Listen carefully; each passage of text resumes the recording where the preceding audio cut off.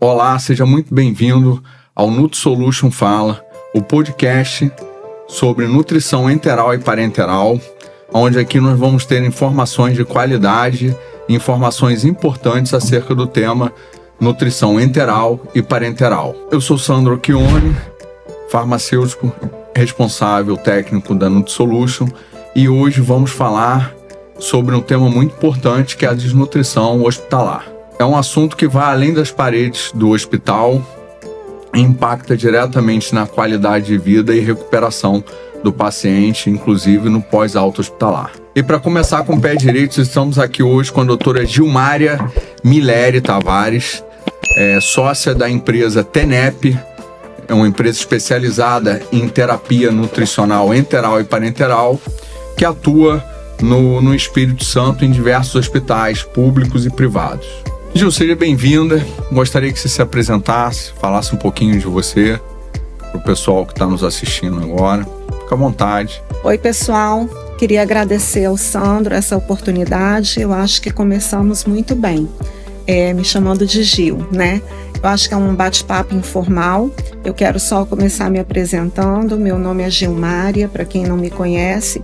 Eu sou médica, cirurgiã geral, especialista em terapia nutricional pela Braspa, em USBNPE, e em nutrologia pela Abram. Trabalho com terapia nutricional em muitos hospitais há alguns anos, né? Eu e Sandro estamos nessa trilha da terapia nutricional, principalmente parenteral, há mais de 20 anos. E se eu fosse falar um pouco da minha trajetória, do meu currículo, eu falaria de trás para frente. Eu sou uma pessoa que sou apaixonada pela terapia nutricional e pelo tema que nós vamos conversar aqui hoje, que é a desnutrição hospitalar. Trabalho com a desnutrição hospitalar em alguns hospitais da rede pública e privada. Eu e alguns sócios, né, da TENEP, que é a nossa empresa. Começamos há muito tempo, somos pioneiros junto com o Dr. Álvaro, a gente não pode deixar de falar o nome desse cara, né, Dr. Álvaro Armando Carvalho de Moraes, e construímos uma história aí que eu acho que vai ser legal conversar sobre ela. Sim. Vamos lá então, o que caracteriza a desnutrição hospitalar e por que ela é tão prevalente ainda em ambientes hospitalares? Esse é um assunto que esse mês agora de junho nós conversamos bastante, né, que foi o Junho Verde, no qual a gente discute como combater a desnutrição hospitalar. A desnutrição, quando a gente pensa, hoje a gente fala um novo tema que é a má nutrição.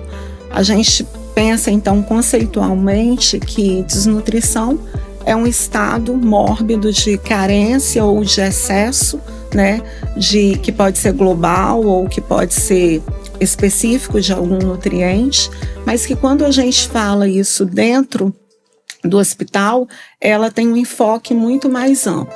É impossível a gente entender o conceito de desnutrição hospitalar sem entender um pouco como ela surge, a etiopatogenia.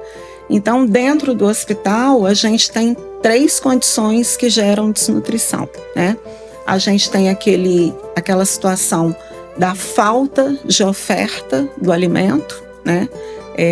A gente tem aquelas situações ligadas à inflamação, a uma doença aguda, e a gente tem aquelas situações relacionadas à doença crônica. Todas são importantes porque todas vão gerar um quadro de déficit nutricional que impacta nos desfechos clínicos desses pacientes. Então, dentro do hospital, isso é muito mais grave. Sim. Você quer dar um exemplo de impacto, tempo de internação, infecção? Sim, eu só queria falar que, para que seja bem entendido o que a gente está falando, se eu tenho uma pessoa normal que para de comer, que resolve fazer greve de fome, isso pode gerar desnutrição. Se eu tenho um atleta, né, que tem seu porte físico, sua saúde física, tudo em dia, mas que sofre um acidente de trânsito, tem um traumatismo craniano, um trauma de tórax, é uma doença aguda. Ou que tem uma pneumonia grave, é também uma doença aguda. Isso também vai gerar desnutrição. Ou se eu tenho uma pessoa também que antes não tinha nada, mas que ela tem um câncer ela tem uma pneumonia, isso também pode gerar uma desnutrição. E a gente não pode esquecer de alguns grupos de risco, que são os idosos, né? Os idosos, mesmo aqueles sem doenças muito graves, mas que tenham algumas comorbidades, hoje a gente sabe que o paciente idoso que tenha, por exemplo, hipertensão, diabetes, dislipidemia, várias comorbidades, eles também têm um grau de risco nutricional muito evidente. E o porquê que a gente discute tanto isso? Porque isso aumenta a morbidade das doenças, isso aumenta a mortalidade, isso piora a cicatrização dos pacientes, principalmente os pacientes cirúrgicos, isso aumenta tempo de internação e isso, no final, aumenta custos hospitalares, custos para os convênios. Então, por isso é tão importante a gente discutir desnutrição. E uma piora da qualidade de vida do paciente também, que vai se arrastando ali dentro do hospital. E esse etc, é um outro ponto que interfere na qualidade do hospital. Que eu ia colocar. A gente tem alguns trabalhos. A desnutrição hospitalar, ela começou a ser muito estudada dentro da UTI, né? Eu falo sempre isso nas minhas aulas, onde tudo começa no doente grave e ele está dentro da UTI. E hoje a gente tem uma série de trabalhos, de artigos que mostram como está o doente pós a alta da UTI. Que tipo de paciente que nós devolvemos, né, para a sociedade. Então, a gente tem que esses pacientes, muitos deles, principalmente os que evoluem com um grau de catabolismo muito alto e, consequentemente, com uma desnutrição hospitalar importante, eles têm a sua funcionalidade muito afetada na pós-alta da UTI.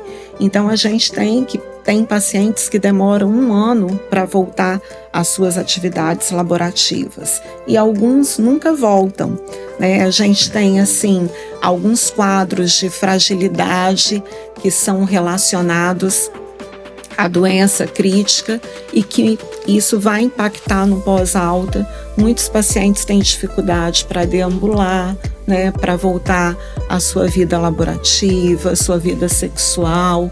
Então, assim, a desnutrição ela não traz nada de positivo. Pelo contrário, né, tanto durante a doença aguda e pós-doença, ela continua levando a desfechos muito ruins, a consequências muito ruins. E em cima do combate aí da desnutrição hospitalar, eu queria abordar um pouquinho sobre nutrição parenteral, né? O foco hoje a gente vai começar pela nutrição parenteral. E eu queria que você explicasse um pouco sobre quando a gente usa nutrição parenteral, indicação, como é que é esse trabalho da terapia nutricional parenteral dentro do hospital, no paciente crítico, sobretudo. Quando a gente começou a trabalhar com terapia nutricional, a gente estudava, né, e estuda-se até hoje, classicamente, as indicações clássicas da terapia nutricional parenteral. Então, classicamente, toda vez que eu não tiver o trato gastrointestinal utilizável, por um tempo maior, aí depende de qual literatura você vai se nortear, se é americana, se é europeia, né? Então, se pode-se esperar até 5 dias de jejum no doente grave, se pode esperar até 7 dias, que é o máximo que a literatura coloca, né? No doente que tem hipercatabolismo associado e que tem jejum.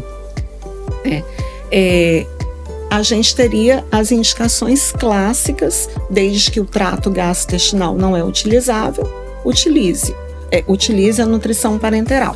Então, aí eu teria as fístulas intestinais de alto débito, o ilho paralítico adinâmico, né, sem uma possibilidade de uso parcial do tubo digestivo, algumas situações de desnutrição prévia à cirurgia, então no preparo pré-operatório, em que eu tenho algum fator obstrutivo também ao trânsito, algumas pancreatites graves, mas hoje a gente sabe que nós temos como indicação de nutrição parenteral outras situações que vão muito além disso, né? A gente tem as indicações de nutrição parenteral suplementar, que talvez há uns 5 anos atrás a gente estivesse engatinhando. Hoje isso é uma realidade no dia a dia.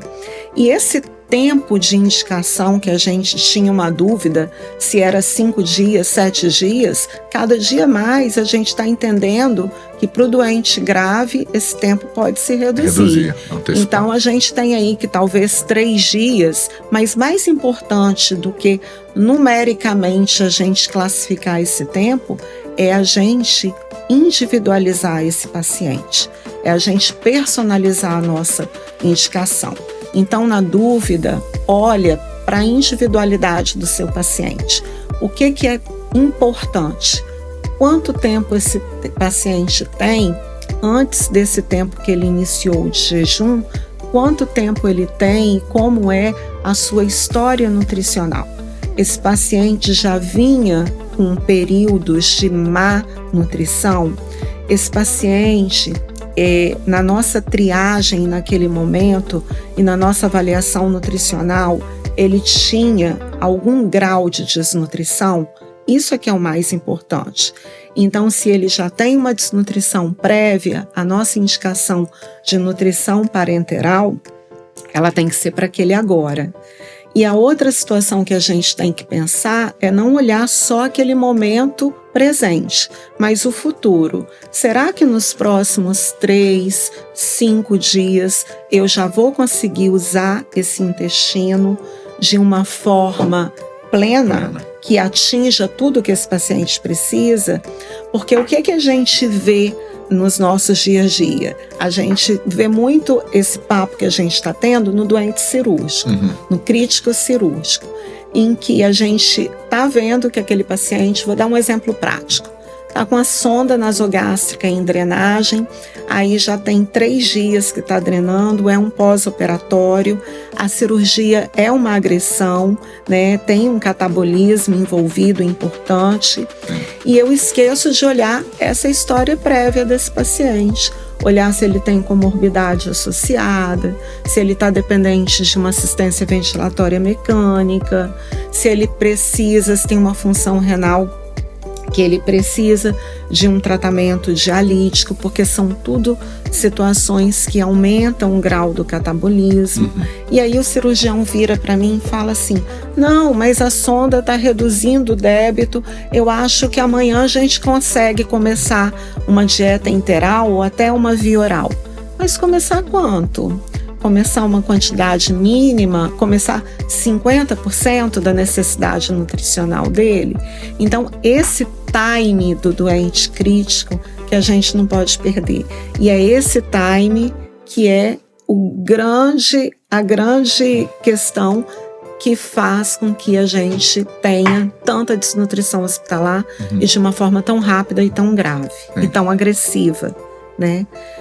E aí é assim, Sandro, é impossível a gente ter esse bate-papo e não falar, né, desse doente crítico, dessa indicação da nutrição parenteral cada vez mais precoce e não lembrar que esse paciente, ele está perdendo o que é vital para quem está lá como doente crítico, para todos nós, que é músculo, né? O músculo, ele é consumido muito rapidamente e ele não espera, né? É uma perda muito rápida, agressiva e permanente dentro das doenças, dentro do ambiente hospitalar. Só para fechar minha fala, eu só queria falar que o que mudou nas indicações de nutrição parenteral? O que mudou é que eu acho que a gente está conseguindo, depois de muita luta, e você caminha junto com isso, é da gente quebrar o tabu de que a nutrição parenteral é alguma coisa que atribui algum risco ao doente. Então, essa questão de que a nutrição parenteral, ela é muito mais complexa do que a nutrição enteral. Ela tem muito mais riscos de complicações, né? Isso é uma coisa que ficou no passado e eu acho que a gente tem que cada dia mais enterrar, né? Os riscos, eles se associam a uma má indicação, procedimento, a uma não, má mal prescrição, né? Uma escolha inadequada, uma condução inadequada. Tem alguma situação específica que você queira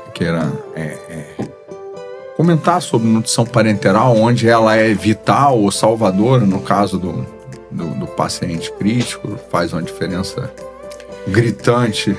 Eu acho que assim, hoje, você sabe que a gente vê paciente todo dia. Por exemplo, hoje eu fui chamada para avaliar um paciente de 53 anos, que ele tem 1,76 m, 85 quilos, e que ele está se alimentando há alguns dias só de dieta líquida, porque ele tem uma estenose pilórica, vai fazer uma cirurgia daqui 6 dias, e o cirurgião me perguntou se havia necessidade de fazer um preparo pré-operatório. Quando eu fui conversar com esse paciente, ele está perdendo peso, ele acha que já perdeu mais de 6 quilos, então num período de 15 dias é uma perda já preocupante, e ele tem mais 5 dias pela frente. Então por que não preparar esse paciente com a nutrição parenteral? E ele não pode utilizar o tubo digestivo porque ele está com uma estenose e não tem como passar. Então essas são algumas situações que a gente tem, e a situação que eu mais chamo a atenção são essas situações desses pacientes em que a gente fica achando que vai melhorar, que no dia seguinte eu vou usar o tubo digestivo e não paro para questionar o quanto eu vou conseguir usar. A gente sabe que se a gente não atinge 60% da necessidade nutricional dos pacientes, esses pacientes já estão dentro de um quadro de risco acentuado para desnutrição hospitalar. Então, eu acho que a gente tem que deixar bem claro que nós precisamos do livro, dos guidelines para nos nortear.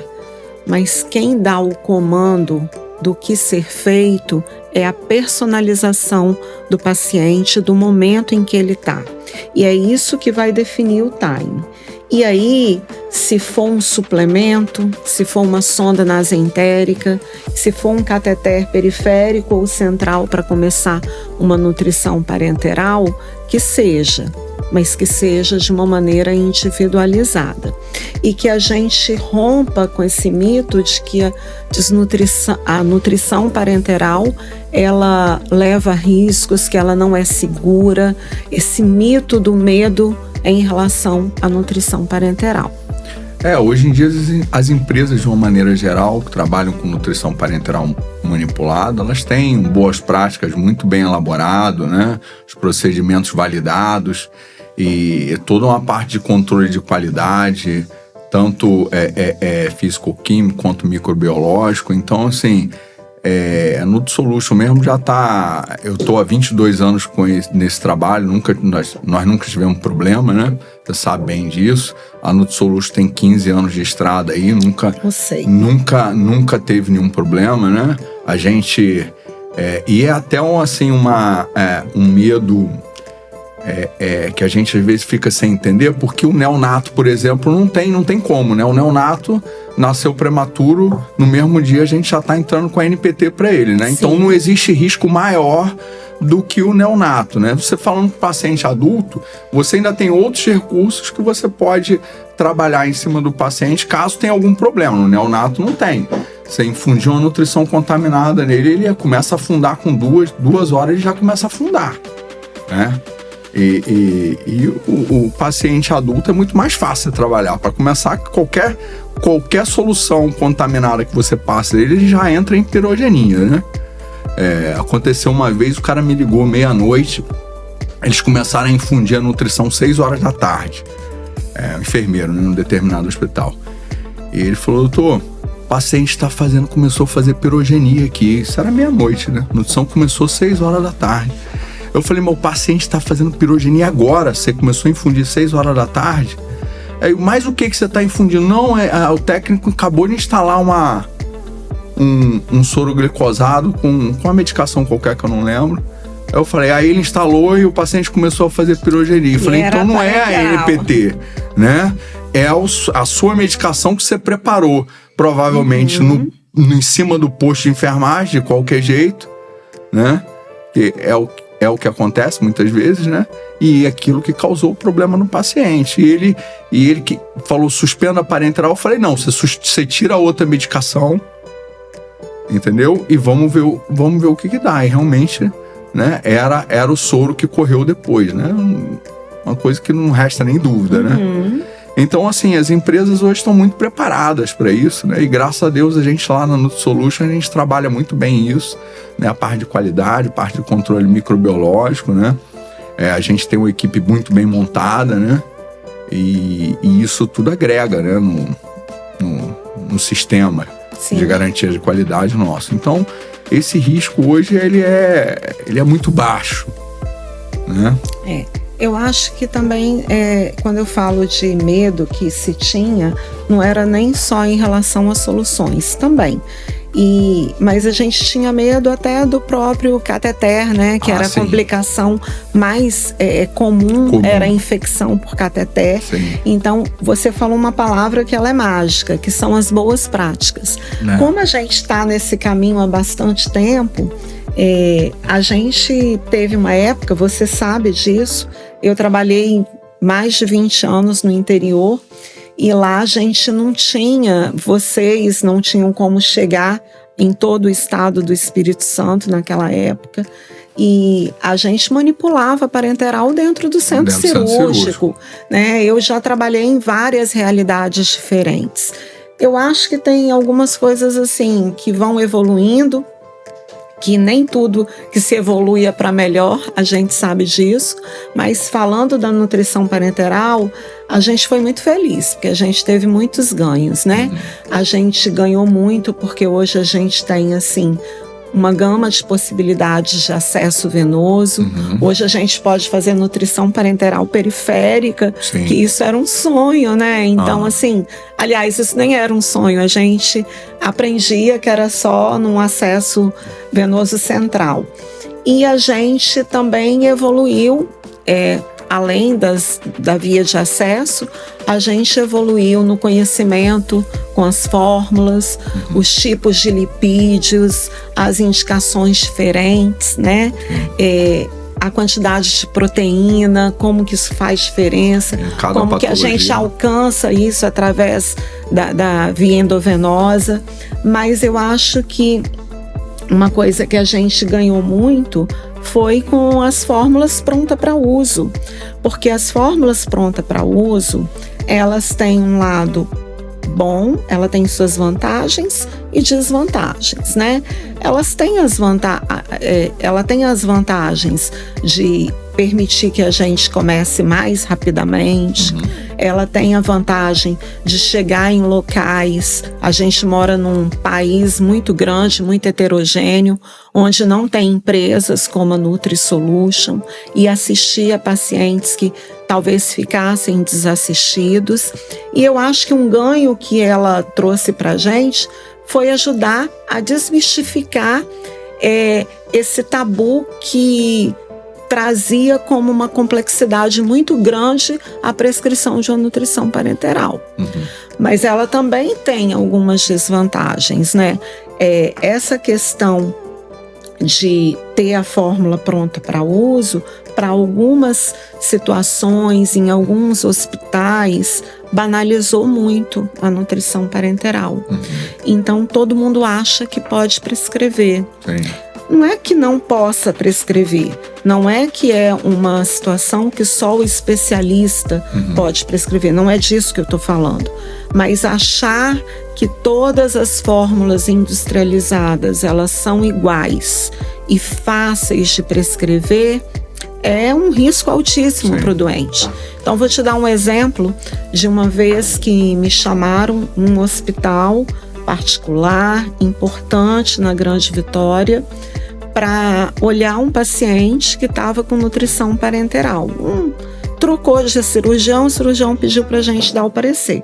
Quando eu cheguei lá, era um paciente que tinha por volta de seus 75 quilos, então tinha um cálculo nutricional acima de 2.000 calorias, que estava recebendo uma bolsa pronta para uso há 30 dias, há exatos 30 dias, uma fórmula 2 em 1, ou seja, que não tem lipídio, sem ter tido nenhuma suplementação, sem receber nenhuma vez a oferta de vitamina, nem de oligoelemento. Ou seja, para o médico que estava conduzindo, estava tudo certo. Ele estava com nutrição parenteral há 30 dias. Não, ele estava com menos da metade da oferta que ele precisava e com déficit de oligoelemento, de micronutrientes, de vitaminas. Então, a gente tem que entender que tem um lado bom, né, dessas fórmulas, e elas ajudaram a gente a passar realmente essa imagem de que é seguro a prescrição da nutrição parenteral, mas tem que saber utilizar. E sem dúvida alguma, a manipulada, e eu preciso falar isso para você, né, por conhecer a sua história, eu te dou os parabéns de verdade, porque assim, você passou por toda essa mudança que teve de mercado e você está aí firme e forte. E tá por quê? Porque você entendeu que a fórmula manipulada, ela sempre vai continuar tendo sua indicação. Sim. Porque eu falei um verbo agora há pouco, e eu falei várias vezes, e esse verbo foi o verbo mais falado no Easy 100, que foi o congresso que eu estive esse ano na Bélgica de paciente crítico. É um dos maiores congressos da Europa e do mundo, do Vansan. E eu acho que eu ouvi esse verbo em todas as salas que eu entrei. Personalizar a terapia nutricional. E aí, Sandro, para eu personalizar a terapia nutricional, a nutrição parenteral manipulada, ela é imprescindível.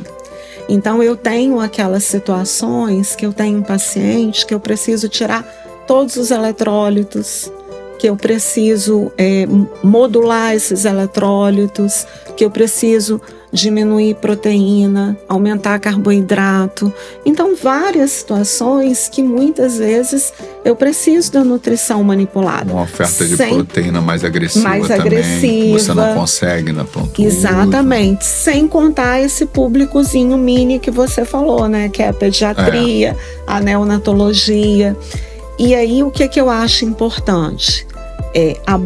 As bolsas prontas para uso, elas têm o seu lugar, mas a manipulada continua tendo também. E mais do que isso, a gente conseguiu com que aqueles lugares inadequados, como fazer de qualquer jeito no centro cirúrgico, eles acabassem.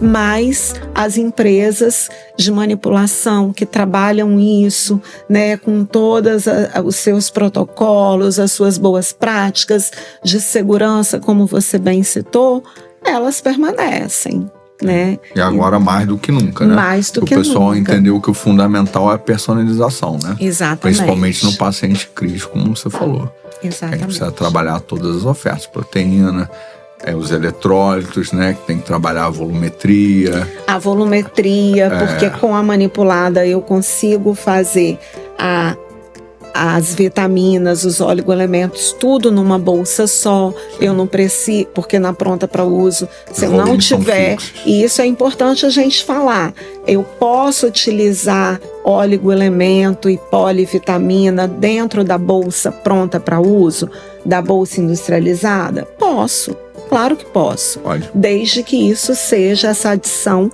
seja feita dentro de uma área específica que obedece a todos os critérios da portaria. 272. Quem tem isso? Qual hospital tem isso? As empresas. Então, eu teria que estar fazendo isso dentro da sua empresa. Então, não vale a pena. Né? Então, eu entendo, então, que a vitamina, que o oligoelemento, ele vai ser prescrito quando junto da industrializada, sempre em separado. Em separado, eu preciso de uma diluição, eu preciso de um outro acesso venoso, né, de uma outra via. Então, essa também é uma das vantagens. Mais risco de contaminação. Mais riscos, né, enfim. E vários mais, né, mais um tempo de trabalho do técnico de enfermagem. A gente não está falando contra, a gente está falando das diferenças e que elas devem ser consideradas na hora da individualização do meu paciente. É isso aí. Queria agradecer sua presença aqui. Já? Eu é que agradeço a oportunidade. E nós vamos ter outras oportunidades, vamos abordar assuntos diferentes. Vocês que gostaram, né, pode estar seguindo a gente no YouTube, né? Gilmara está aqui com a gente, não vai ser a primeira nem a última, né? Nós vamos vir com outros assuntos diferentes, mais específicos, entendeu? E a gente está só o começo, esse é o primeiro e muitos outros virão. Obrigado. Eu que agradeço em meu nome, em nome de toda a equipe que trabalha comigo, né? E agradeço a você por ser um parceiro que está sempre aí. A gente sabe que não é fácil o nosso dia a dia, né? A terapia nutricional, eu acho que a gente tem que, antes de tudo, gostar e depois acreditar no que a gente faz. E é muito gratificante. Eu acho que quando eu falo isso fora de Vitória, eu tenho que fazer uma oração, porque os meus amigos falam assim, nossa, mas é isso tudo.